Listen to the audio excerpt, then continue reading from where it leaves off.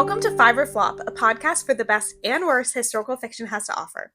I'm your host, Erin. And I'm Grace, and each week we'll be reading a different historical fiction play to see if they're a five or a flop. The theme for season 6 is All the World's a Stage, and this week we're reading The Miracle Worker by William Gibson. And just so we don't hold our guest hostage for too long, we do have a special cocktail corner this episode with a themed drink. So Santiago, if you want to come over here, who's across the kitchen right now, so literally we're making him cross the room. Santiago, please tell us what cocktail we're drinking and how it fits the theme that we provided to you, which is Helen Keller. Oh, you're gonna absolutely love the name. Are you ready for it? Blind Optimism. It is a peach schnapps with tequila and rum, so the peach is kind of like a play on to Southern culture, as maybe later on some guests might know about in the following episode. This also ties into the episode we're recording for next week. However, Helen Keller was also from Alabama? Tennessee, that's still in the South. And one other ingredient that I want to incorporate for Helen Keller are Peychaud's bitters, which is like an old-timey kind of herby tasting bitter. And additionally, I also put in some black tea. I kind of had the alcohol mixing in with the black tea, just kind of, it plays really well along with like that old Southern kind of vibe. And rum is a very, it's reminiscent of like warm climates. So I think it's the ideal drink for Helen Keller and a future episode. So there is every type of alcohol in here. This is also kind of a throwback drink because it is from the infused black tea when we watched Gone with the Wind.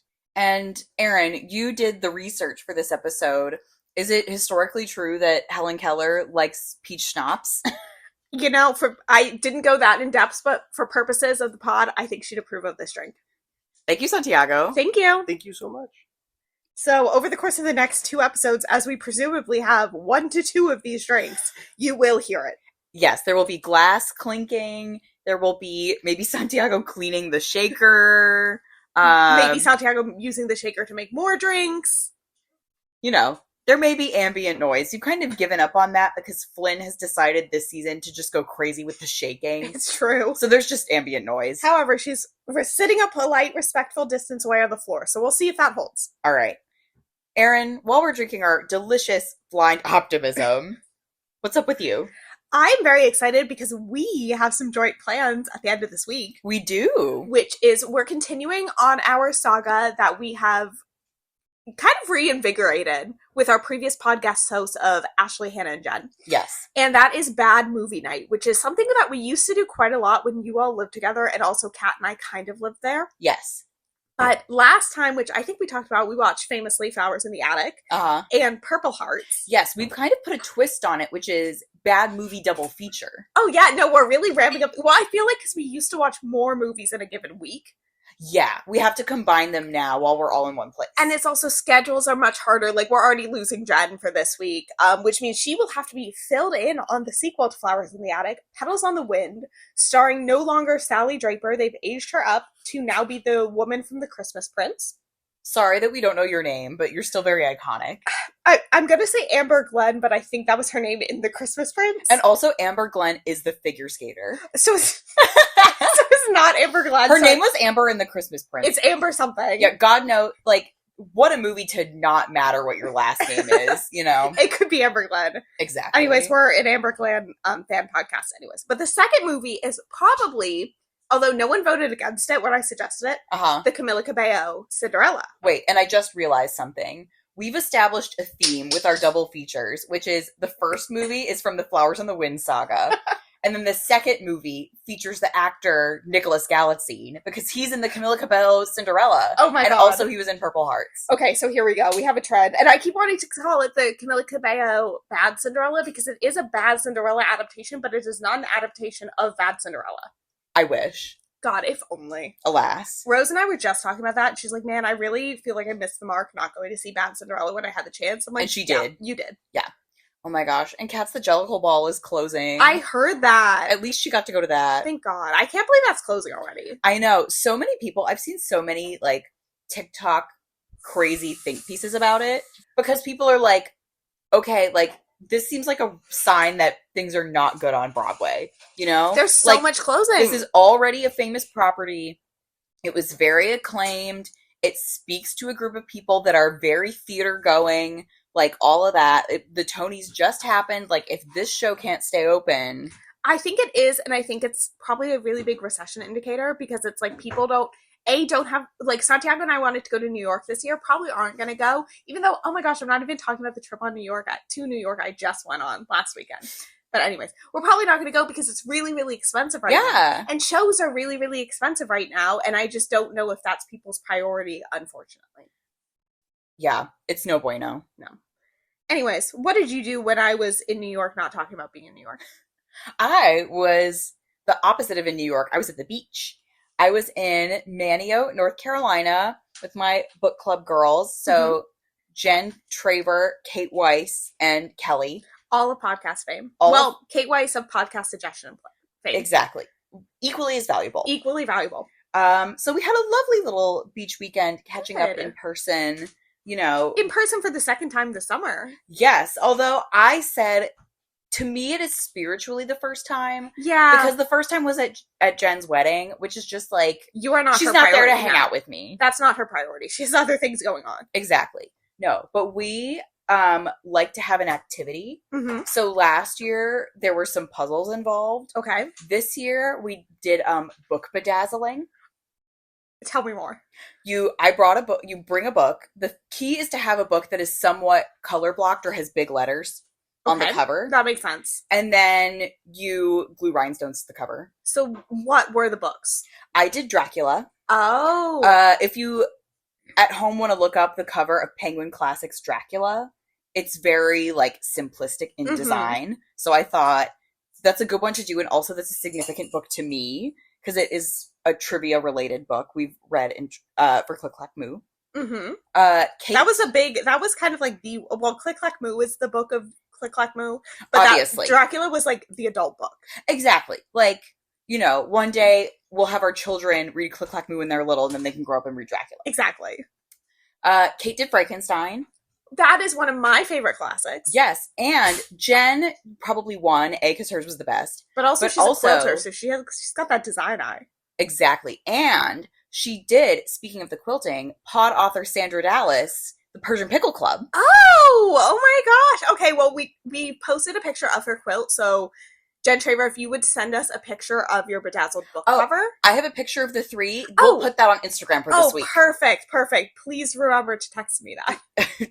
I'll try. Okay. I'll edit the episode and then I'll remember. Perfect. So in addition to bedazzling books, I assume you've also been doing reading of books. Of course. Like, who am I if I do not read on the beach? Exactly. There was slightly less reading on the beach than I planned there to be because there were a lot of bitey flies on the beach. There were some bugs, which were... like the sand fleas. No, they were they looked like regular houseflies, but they bit you. I don't know what they were. I tried to Google it and I got nowhere. That's not sand fleas? No. Oh. Yeah, I tried to Google what are they and I got nowhere. What is this? Yeah. But anyway, so I was reading Fear of Flying, which I really could not say. I don't know if I would consider it a beach book or not. Like, some books are beach books and some books are not. Like, for example, Johnny Tremaine is not. As we know. You know what would be a beach book to me? What? Snowflower. It would. Yeah. It would. It would qualify. But this one was a, like, big novel from the 70s akin to, like, the sexual liberation movement. Okay. It's just, like, a woman who goes to Europe and she, like, cheats on her husband and stuff. You know. Cool. But, you know, it was significant for its time. I don't know if I would recommend reading it just like on the basis of it being like a good novel. Yeah. But now I'm like, I have interacted with an important piece of American culture. You are very much in an era of reading books from the 70s. I am. What else have I read recently? Flowers in the Attic. And also I've just seen a number like on your Bookstagram that seem to be of that era. I like to read an old book that I picked up from the bookstore. But yeah, I am watching your Storygraph like a hawk because I am not going to start reading the third Flowers in the Attic till you do. Okay, I'm actually not talking about the queue that I'm working on right now this episode. I'm talking about a book that I previously finished, but it is on my queue. I just am like, I am really dedicated to tackling the TBR because my bookshelves are at and capacity. you're so much better than me. I gotta get rid of some stuff. The bookshelves are at capacity. However, well, as you did today, you can drop them off for me, and they can go on my stack. Exactly, because I'm very bad about reading the TBR. But I cannot like live knowing that you know what happens in the third Flowers in the Attic and I don't. And I have the book I have from the library. The version is the next two together. Do you think you'll just read them back to back then? Yeah, probably. Okay, good. Now I can prepare for that. So why don't you tell me the book you just finished? So, yes. So actually, I'm gonna start with a stat first, which is my reading goal for the year. So previously, I did 100 books because I knew we were doing the children book series. When I set my goal for this year, I didn't know we were doing plays. So I only put 75 books, and I'm already at 58 books. I've been whipping through them, and a lot of that is in large part due to YA books. Yes. And another large part is due to very quick audiobooks, which I went back to my audiobook roots of not doing fourth way.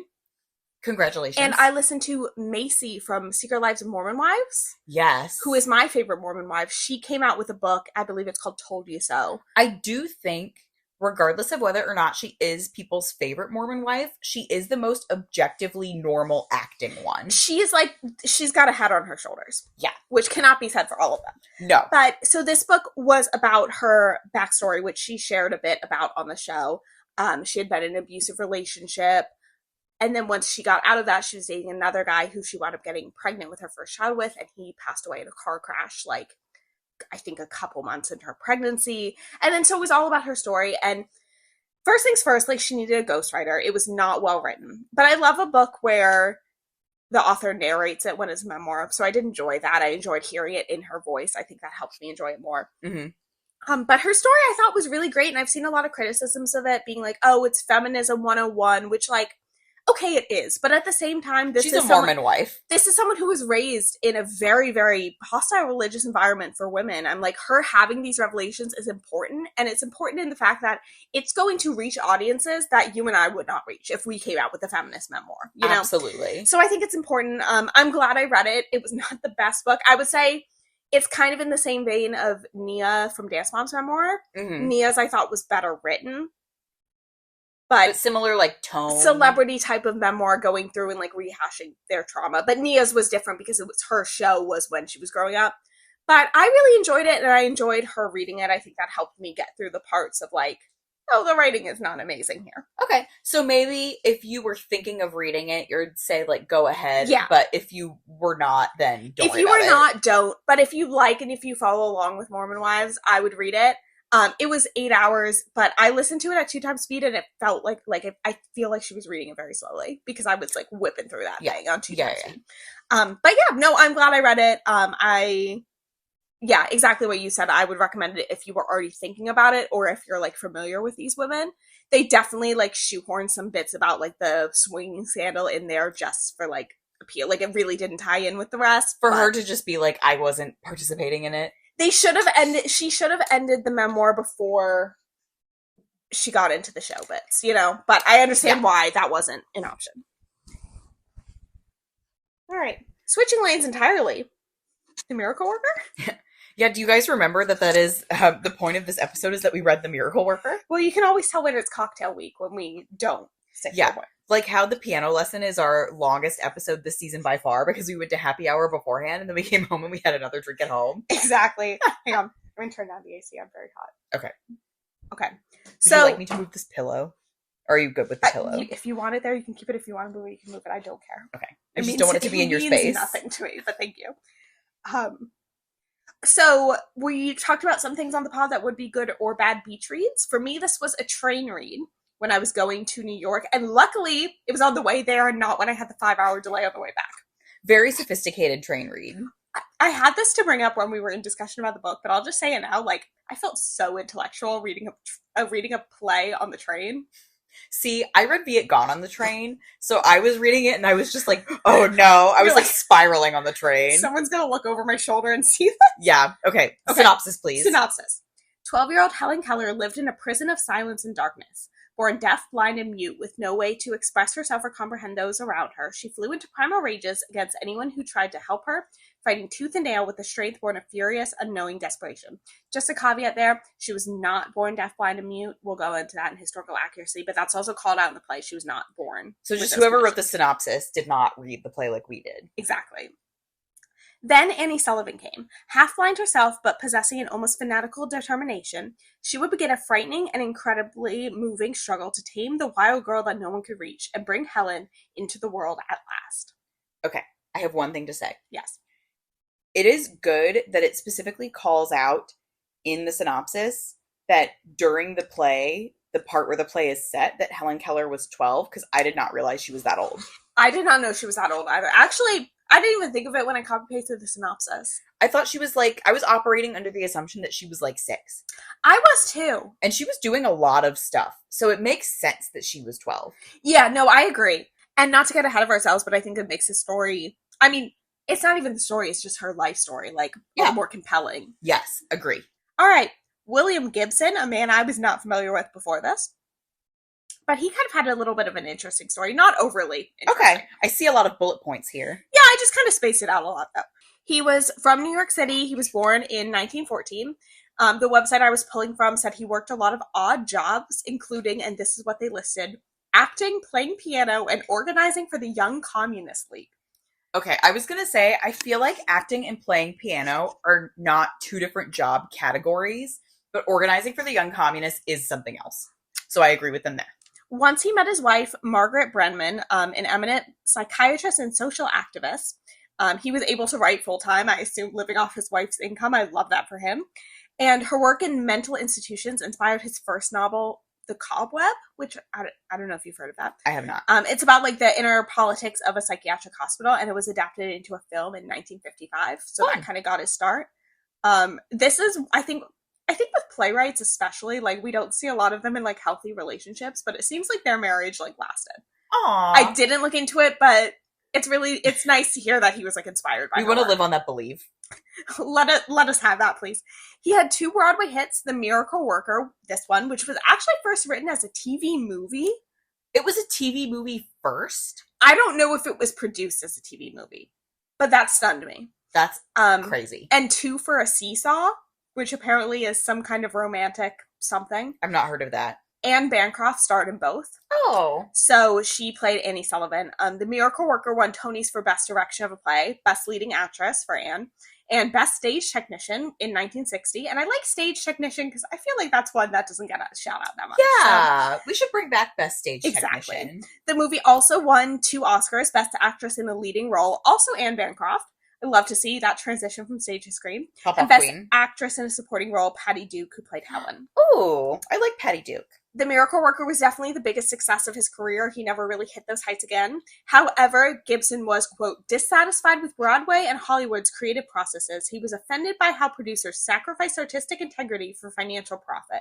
Okay. And I feel like you're really getting that young communism. I was going to say, background. It's giving Bertolt Brecht a little bit. I know. Yeah, okay. So I just thought that was interesting, and I wonder if that's maybe why, and I don't know if he didn't necessarily pursue the same heights as he got with this, but I think that was maybe he took a step back. Okay. He did have a one-woman play named Golda's Balcony about the Israeli prime minister of the same name that became an off-Broadway hit, I believe in 2002. Not something I'm familiar with. Okay, wait a minute, hold on. He was alive in 2002? He died in 2008. What is his name? William Gibson? Yeah, okay, pop off, King. Because I just scrolled up to see, because you wrote here, born 1914. I was like... No, he was old as hell when he died. And he was still writing plays about Golda Meir? Yeah, he died in 2008. And I think, Golda, I think Golda's Balcony, I believe it said 2002. Jeez, actually, okay. I can confirm that with you if you let my computer load for 1 second. Yeah, 2002. Wow. Okay. So that's really impressive. Good for him. I love that. That's kind of up there with the Gloria Whalens. Honestly, I keep checking. She's still alive, by the way. Good. I check probably once every 2 months if Gloria Whalen is alive. Gotta be my dream to get her on the pod. Honestly. And then just a fun fact about this play. Each year, the play is performed on the grounds of Ivy Green, which is Helen Keller's place of birth. At the time of recording, it is currently playing there now. Oh. So if we were to fly there today, we could see it. But we probably won't. We probably can't do that. Have you read anything else by Gibson? Familiar with this play, with the media? I have not read anything else by William Gibson, and I haven't read the play before. However, I have a memory of reading a children's book where the protagonist was like an elementary or middle school girl, and one of her big things was, we're doing The Miracle Worker this year, and I want to be Annie Sullivan. That was like the plot of it. This is probably just me grasping at straws, but could it have happened to Bet? No, because of when this was published. But imagine if it, because I know in the Dear America book that takes place at Perkins School for the Blind, they do a play. Yes, no, but they do a play of another Dear America book. Even yes, we talked about that in the episode. Even better. Okay, I knew with publication that wouldn't have made sense, but no, but wouldn't that have been crazy? That would have been insane. This was not one, I mean, it was one I'm familiar with in title and subject. Exactly. I was like, I know who Annie Sullivan and Helen Keller are. And I had heard of this play. Something my sister said is that when she was in high school and she was in theater, they had like districts and states competitions. She said a lot of the girls would do like pieces from this to compete. So I understand that. Makes sense. Disclaimer. Our judgments come based on the play and characters within the play rather than any real historical figures. Of course, that is very much the case here that they may have been based on. And spoilers ahead, but this is the life story of a very well-known two very well-known American figures. So. Yeah, it's kind of crazy if you don't know what's up with Helen Keller by now. Yeah. A little bit. Yeah. Especially because she's become like a Gen Z conspiracy theory figure. I hate that so much. No, I know, it's horrible. That pisses me off. The whole, for our audience background, if those aren't familiar, there's a whole conspiracy that like she was like faking it because like how could you learn all of this? And I'm like, well, you can, and she did. If you read the play, you would exactly, know. Exactly. And also if you're just not stupid, no offense to Zoomers. Well, who are notoriously Some Zoomers. Stupid. All right, where should we start? I think we'll just actually, jumping ahead of myself there, we'll just start with a very quick rundown of the play. It's basically, you got Helen and her family, she's having a lot of tantrums because she's unable to communicate. Annie Sullivan comes in to teach her. She's just graduated from Perkins School of the Blind.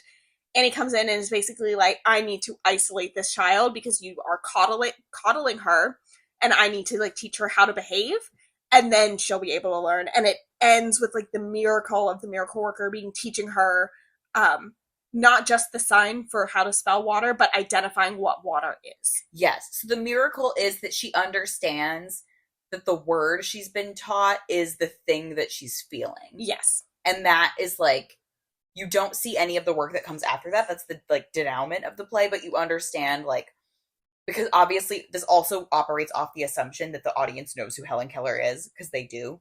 That leads to the life that Helen Keller is able to have, where she's a writer and a speaker and absolutely all of that, and how she learns to be able to go back into the world.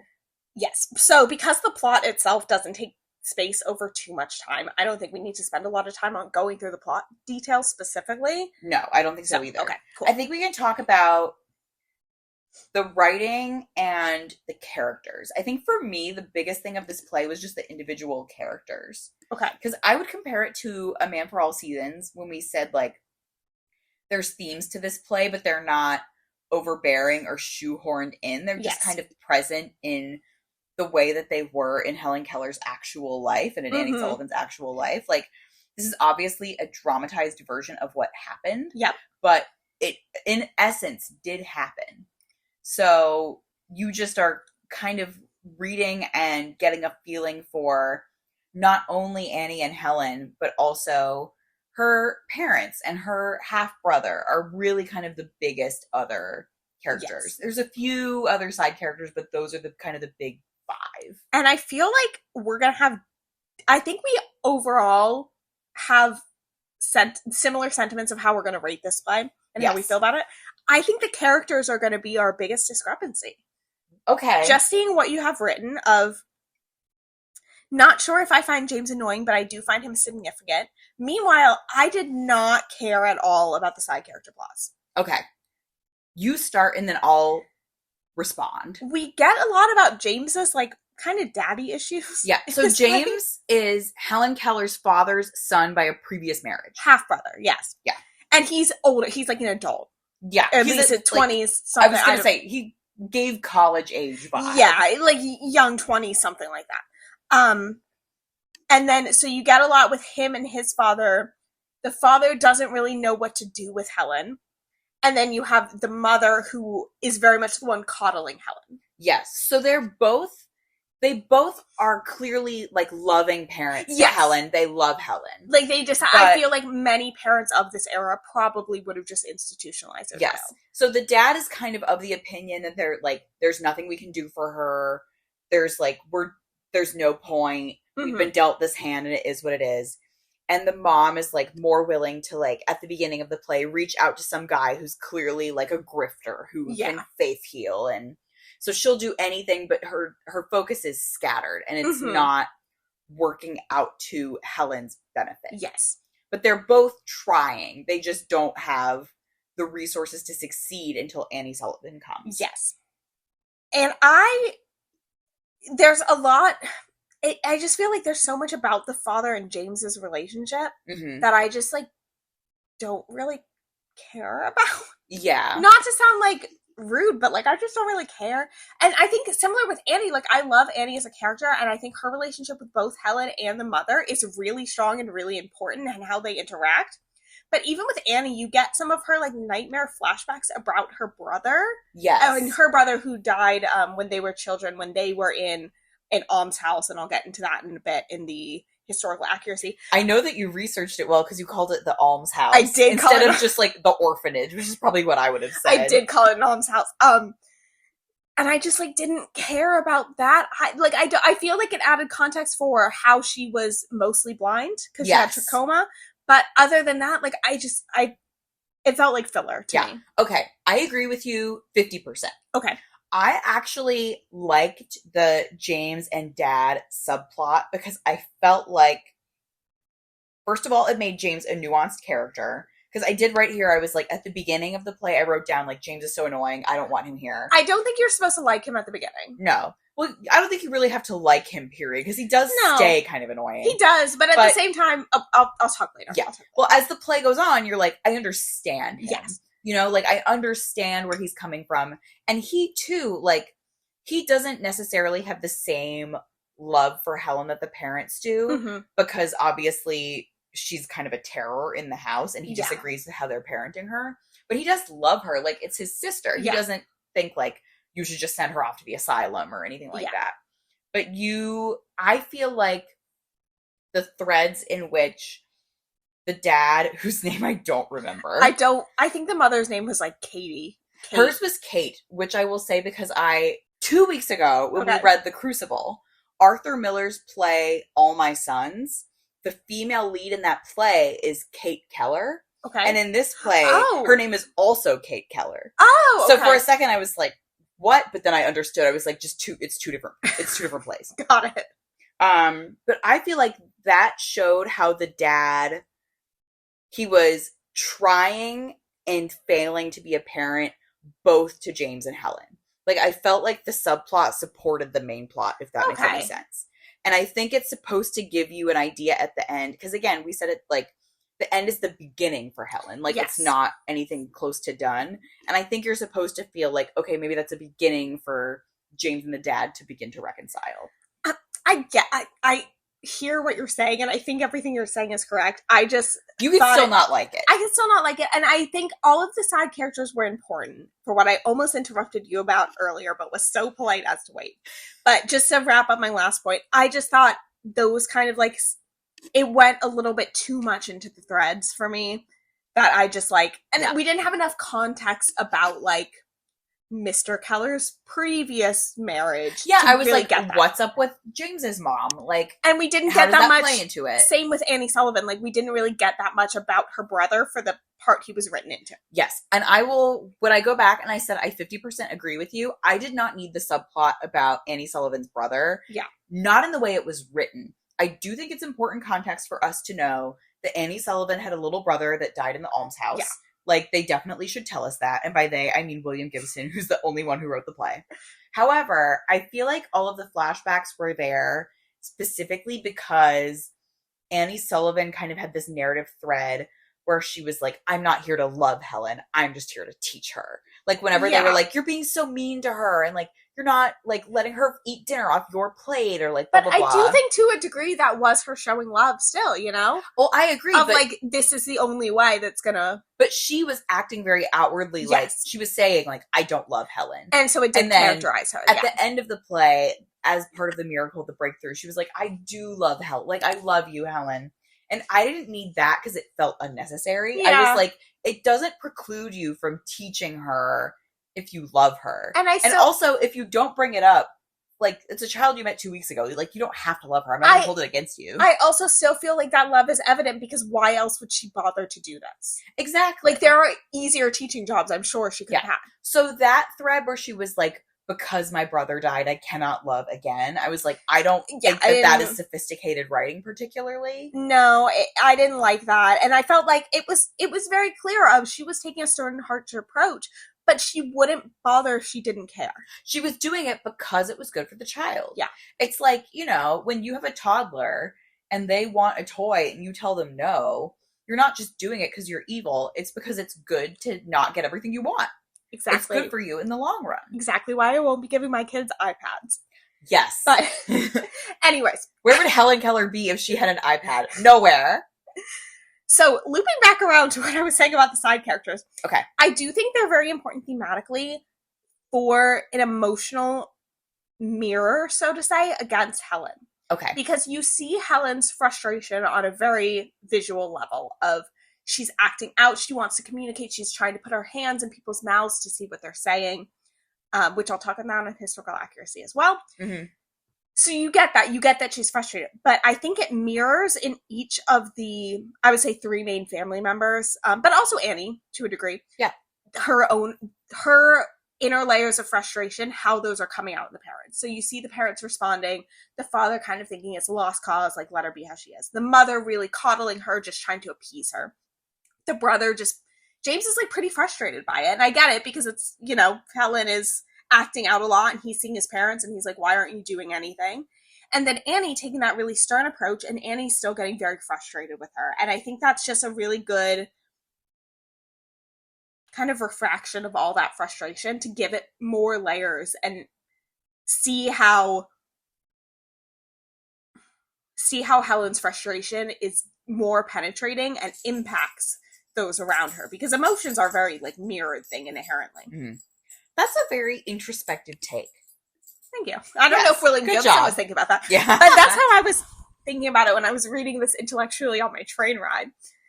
But I thought that's why I thought the other characters were, while I didn't care necessarily about their side plots, I cared to have them in the story. Yes. They were performing work. This play is not very complicated.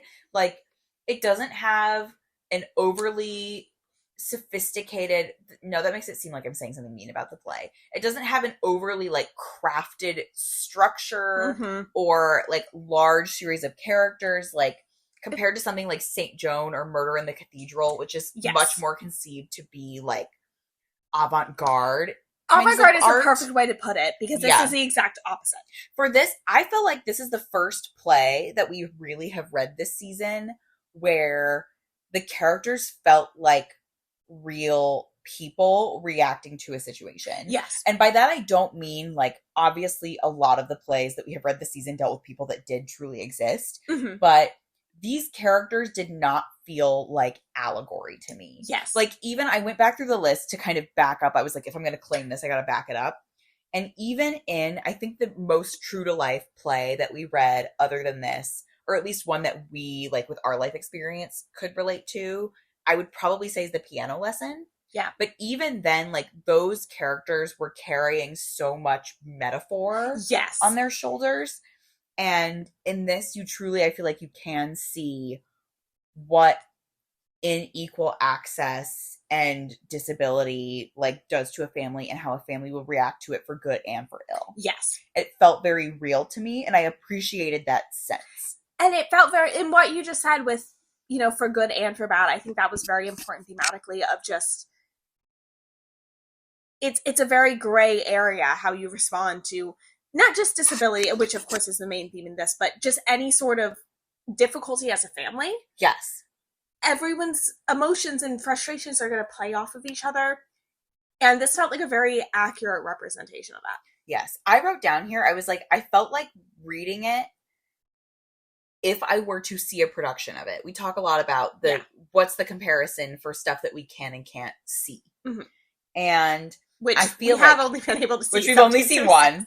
But I was thinking on stage, I think the dad would come across worse than he does than just in the reading of it. Agreed. Because at the end, I said one of my criticisms was you get a little bit of circular arguing where the dad is like, I want to fire Annie Sullivan. Yeah. And then he doesn't. And then he comes back later and he, again, which is it's almost just like, humorous, I want to fire Annie though. Sullivan. Yeah. But I do think he would play as more of an antagonist on the stage, saying that multiple times. Even though obviously this play doesn't really have an antagonist, you're expecting one in a story structure. Mm-hmm. But I think, again, it's just like reading it, you understand, I think, the nuance of his position. Or maybe it doesn't feel like this and I'm wrong. Or maybe I agree with you. Or maybe a good actor would pull out this thread. But I feel like you feel the nuance in the reading of maybe he's not doing the right thing by trying to fire Annie Sullivan, but he thinks he does his best. Yeah. So I think that nuance is very present in this understanding of like what an average family would experience under these circumstances. I agree. I have two more things I want to call out. One ties directly to something you just said. We talk a lot about the difference between reading and seeing a play. This play stood out to me because, and I think for very necessary reasons, it has a lot of stage directions. Absolutely. All of the movements are very intricately crafted. That's the most crafted part of the play. Yes, because it hinges on Helen, because she doesn't talk for the play. It hinges on movement, and even just there's one scene that's like pretty much just stage directions where they're at the dinner table, like Annie is like picking back her napkin and Helen drops it on the floor and it just goes back and forth. And I think that's really important. And I think I feel like seeing that on stage would almost take on like slightly of a humorous tone because it would go on for a while. But reading it, you kind of felt that frustration a bit more. Yes, absolutely. I agree. And the other thing I wanted to call out, this wasn't something I mentioned in the author bio, but there was a note about what I read that a lot of his plays are focused more on women and female characters, which I love. And that is something we're very much seeing in this production. But I thought it was also nice that I think sometimes with male authors, they go in many different directions with women, but some things we see is making women much more tame than they were. Mm-hmm. But I liked that, yes, Helen was stubborn because she was a child and she was frustrated and faced with all these like terrible circumstances that she was trying to communicate with the world and not able to. But Annie was just as stubborn in a lot of ways, and Annie was very unrelenting to her. And seeing their push-pull of stubbornness to kind of almost at a point of like who won out until they could see that they were both on each other's sides. I thought that was a very dynamic portrayal of these two women. What a lovely thing to observe. Yeah. I agree. Yeah. It is very nice to have a female-led play like this. Yes. And where the females weren't toned down. No, absolutely not. I'm glad they both got to be stubborn. Yeah.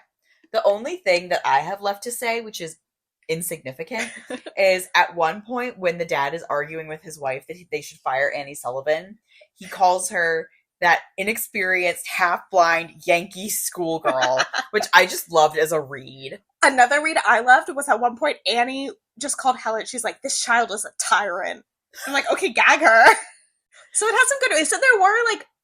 I don't know if they were even intended to be humorous, but reading it... Well, to me, the most humorous part is the first time that Annie meets Helen, and Helen locks her in her room, and they have to climb down the window, like, off of a ladder to get her out. I thought that was so funny. Yeah, and then she, like, goes and buries the key or, like, throws it in the river or something. Mm-hmm. Extremely funny. And Helen, I can't say is valid, because she isn't, but I get it. I get it. I also think that just goes to show, like, how intelligent Helen has always been. Yes. Like, again, from what I said before, the audience knows who Helen Keller became, and you can see the seeds of that. Absolutely. Germinating, you know? Like, obviously, this play is not about the adult Helen. Like, this is a play about Helen Keller, but the main character of it is Annie Sullivan. I feel like a play about an adult Helen would almost be less interesting, because we know that. Like, we know the story. but not everyone knows how she got there. Yeah. So, yeah. And it being about Annie, I think was a good bend. Historical accuracy? Yes, I would love to hear what you have to say. So I feel like when I'm just focused on people, I get like a lot more in depth. And I just focused on 2 people for this. So we're going to start with Helen Keller. Okay. So as I said in the synopsis, that was incorrect. She was a healthy child until she got sick at about 19 months of age. They said it was possibly scarlet fever or meningitis. There's not really a record specifically of what it was. That left her deaf and blind, and as a result, mute. That's actually one of the things, back to the play a little bit, that I thought was a great choice. The opening scene is the doctor leaving their house when she has the scarlet fever or whatever and being like, yep, she's gonna be fine, like, don't worry about it. And then the mother like puts her finger up and she's like, she doesn't see anything. Yes. And so that was like what a start, you know? It was a kick in the ass. It was a good start. I picture that on like a rainy, stormy night in a movie. Ooh, yeah. Anyways, so as a child, she developed her own form of rudimentary sign language before learning that her family could communicate with their mouths, and she would start putting her fingers in their mouths to see what they were saying, which was demonstrated in the play. And this led to a lot of frustration and wild tantrums, with Keller later writing in her autobiography, the need of some means of communication became so urgent that these outbursts occurred daily, sometimes hourly. Once Anne came, and I believe she was more commonly known as Anne Sullivan, but the play goes Annie. Okay. Probably to make her more Irish. And young, probably also as well. Yeah. So I'm going to go with Anne from here on out. Okay. But once Anne came, the 2 worked together despite Helen's outbursts and frustrations. Water was indeed her first word, and by that very night when she identified water at the pump, she had learned 30 words. Wow. And by 6 months later, she knew 625, which is incredible. That was can I say something annoying here? Yeah. Okay. I listened to another podcast episode about Coco the gorilla, you know, the gorilla that supposedly learned sign language. That was the thing that people say. It's like Coco could do like the words and then get a result. Like how at the middle of the play, Helen could like ask for something, but Anne was like, she still doesn't know what it means. Yep. Like that's why they're like, gorillas actually can't speak sign language because they don't know what they mean. Like the horse that could do math. But like the horse that could do math. And then they sent to war and the horse died. I didn't know the horse who could do math went to war. Santiago, do you remember that podcast episode where they talked about the horse that did math that they sent to war? As Santiago just said, World War I, they had a shortage of horses and it didn't matter how smart they were. That's so sad. Anyway, so I'm like, Helen Keller is like, obviously breakthrough moment because she could learn 600 words because she knew what the words meant. She could identify what they were related to. Like the context of them. Here's where I find a bit of a discrepancy, and I believe it was within the play and not on my end, because we just said when she was 12, Anne Sullivan came, but in my notes I have by the age of 10, Helen had mastered Braille and learned to use the typewriter. Okay, so maybe I should have paid closer attention to what they actually said in the play, because if the synopsis was wrong about her being born deaf and blind, could they also have been wrong about her being 12?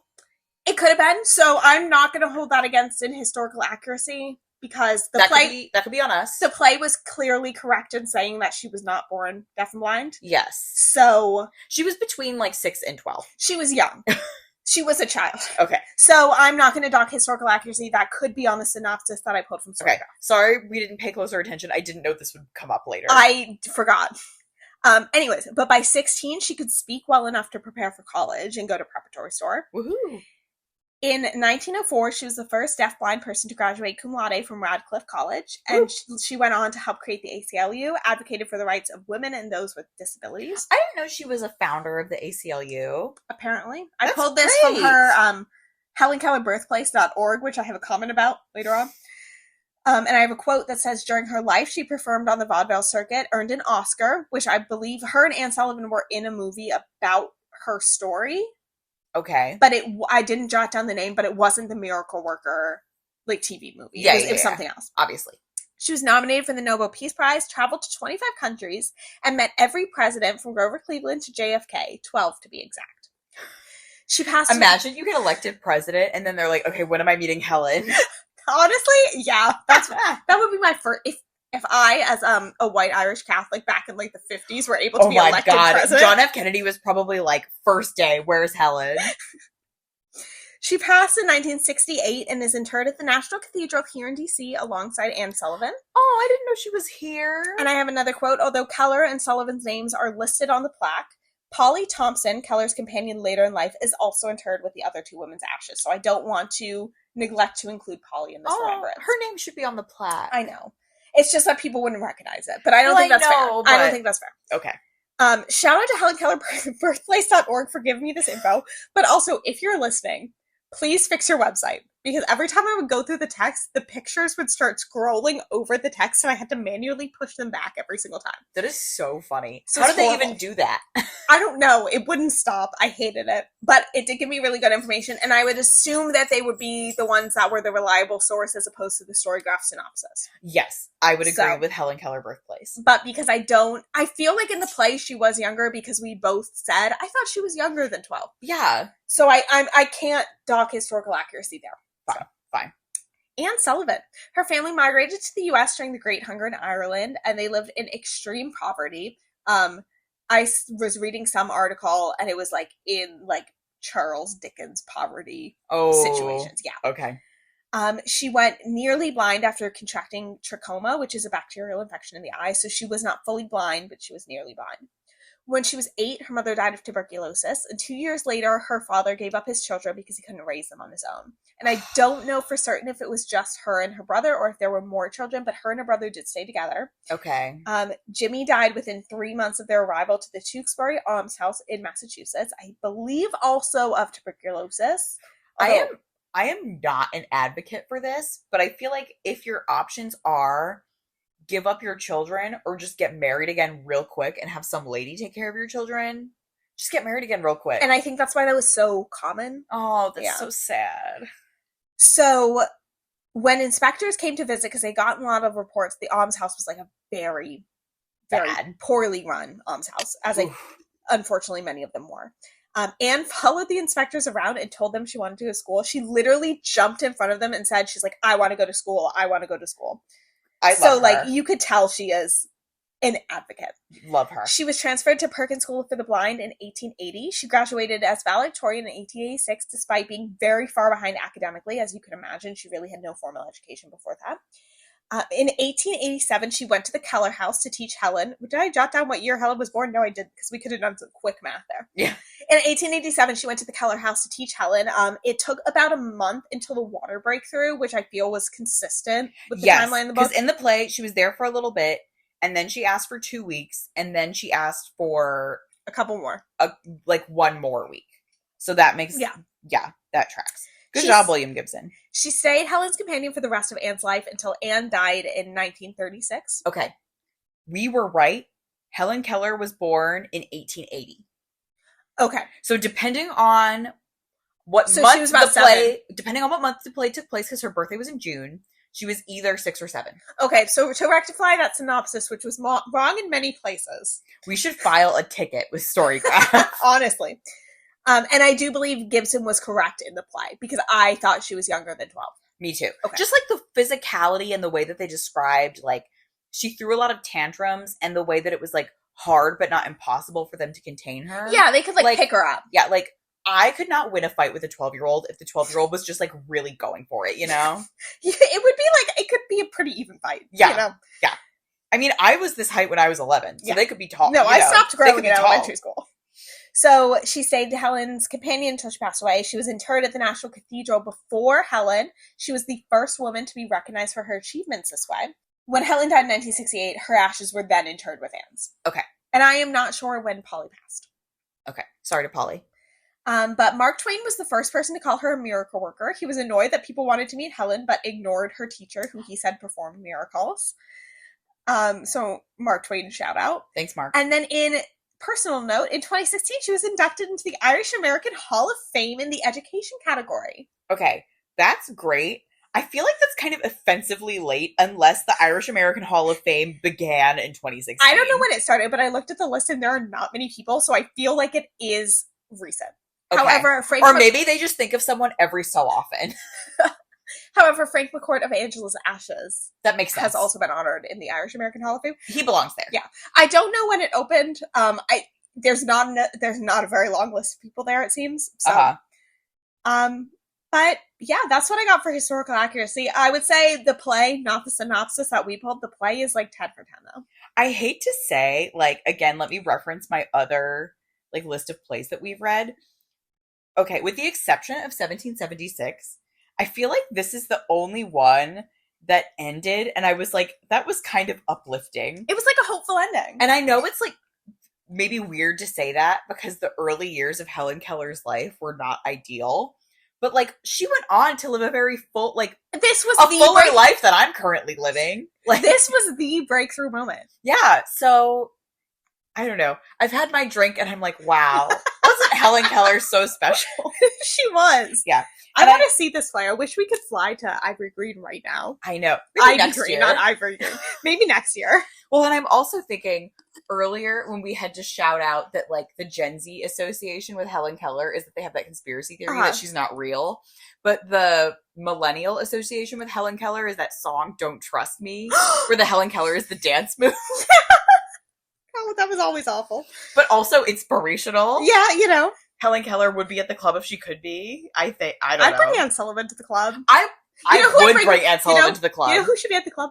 Anne Sullivan and the older sister from the upstairs room. Yes, we can't forget. She was the original pod You Belong at the Club. All right, star calculator. Oh my god. Okay. I will go first. You can go first. Historical accuracy, originality, characters, pros, and vibes. Historical accuracy, I gotta go 5 for 5. I think it was... He would have had to intentionally miss something. Originality... It's like, was it original when it came out? Yes. Has there been a lot of media about Helen Keller since? Yes. However, was Helen Keller and Anne Sullivan in a movie about their lives before this came out? Yes. So I do have to give it a 3. Characters, I'm also going to give a 3 just because of my qualms about the side plots. Pros, I'd give it a 4. I have no, I thought it was fun. Not fun's a bad word. I thought it was enjoyable to read. I thought there were parts that were humorous, and I can envision how the delivery would be. Mm-hmm. And then vibes, I'm going to give it a 5. I enjoyed reading this a lot. That's a solid 4. I give it a 4.25. I'm going to go fine leaning 5, but heavily so. Okay. Gosh, our scale is like... The scale means nothing. We have a really bad scale. I hate to say something mean about the pod. What scale is worse, this or my Letterboxd review scale? This. Because we pretend to be an authority. On your Letterboxd, you're like, I just want likes. And I don't even get them. Yeah. Okay. Historical accuracy, not to go crazy, 5. Whoa. It's the Grace 5. It's the drink kicking in. Honestly, it's 75% attributable to the drink. But again, like, it's simple, but he's making use of what he has. And I appreciate that. Mm-hmm. And again, we called out errors that were in the synopsis that were not in the play. Yes. So the bad quality of the synopsis has done him favors here. Yes, actually. Originality, I do want to give it more, but I think you're right in the 3. I was going to say 4 until you were like, they were in a movie about their own lives. And then I was like, you know what? Fine. Even 3 might be generous, but like, I'm going to go for it. And I'm looking up right now what the movie was. Okay. Characters, I'm going to go 5 for characters because I enjoyed the side plots. And then there were also 2 characters who amused me in that they were only in one scene. And those were Anne Sullivan's professor at Perkins School for the Blind and Helen's aunt, who was in the last scene and was just like, oh, my word, when Anne like let her knock stuff over. And that was funny to me. Sorry to interrupt. Please Helen interrupt. Keller appeared as an actress in the 1919 Silent Veil Deliverance, which was a biographical movie about her own life. That is not actually what she got the Oscar nomination for.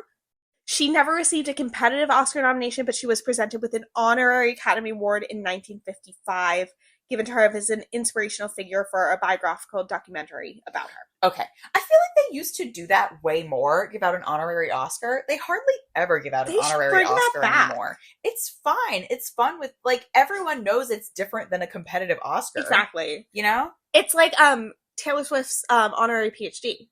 Yes, like, I love NYU. when they do, I love when they do that kind of stuff. Schools should do that more. No, if I was famous, I would love to have an honorary degree. I know. Okay. Please put in my 5 for characters. Sorry. No, because I'm watching so I can repeat my average at the end. Pros, I'm gonna agree with you on the 4. I feel like this is Flynn, please, I am talking. She was too far away from the mic to even pick out too. For me, I compare this to kind of what I said about Madeline Miller. Yeah. Where it's very nice and good, but not like anything crazy special. This play is not memorable for its prose. No. Again, no problems with it. No. But versus, I would compare that to Murder in the Cathedral, which is memorable for the prose. Yes, and less so for the characters, because the characters are just allegory, basically. Yes. Vibes, I'm also going to go for here. This is a really nice, solid play. Yeah. Like, if I had the absolute power of being a high school drama teacher, you could really only pick this if you were the drama teacher at a very small high school. Because it's not a lot of parts. Or if you had a lot of favoritism. Or if you were an evil high school drama teacher. Which my high school had multiple of, actually. No, like when in my high school, my sophomore year, they did Steel Magnolias, which is an absolutely crazy play to do if you're in high school because there's no male parts. So you're just like, no boys this year. Versus Sarah's all-girls school that did 1776. Yes, and therefore she was like, I hate it. Which is like, we don't agree, but I understand. But respectfully. Yeah. So for me, that is a 4.2. I gave this a 4 on Storygraph. And I agree with you that this is a fine leaning 5. I had a really nice time reading this play. I did too. Can I go off on a side tangent for a second? That has nothing to do. But since if you were a high school drama teacher and you were, assigning this play, I was just thinking recently about how I really regret not doing any shows in high school. But you know why? It's because someone, when I was in church choir in middle school, told my sister I was a terrible singer. And my sister came home and told me that. So, and it was like the day before I was about to audition for a community theater play. And so I didn't do it. That affected you so bad. Yeah. No, high school and college are the best time to do theater because after that, if you want to do theater, you have to put in a lot of effort. And I would like to just do it for funsies. That's why I think that we should do what those 2 guys on TikTok did and rent out a theater for an afternoon and put on a 2-man performance of Hamilton. We could do that in the upstairs area of South House. Or... no, South House.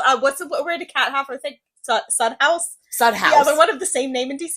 You and I could do Bad Cinderella. We get the rights to Bad Cinderella. Well, we probably don't need the rights. Like, if we don't sell tickets, I think we're in the clear. Incredible. Okay. What are we reading next week? We are reading The Mountaintop by Katori Hall. Woohoo!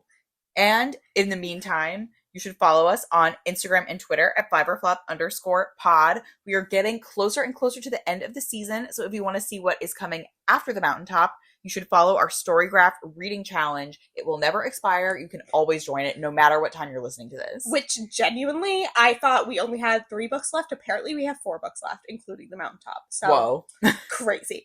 But if you have other things we should be reading, make sure to fill out that recommendation form in our bio. If you have any plays you would like us to put on a 2-woman performance of, please.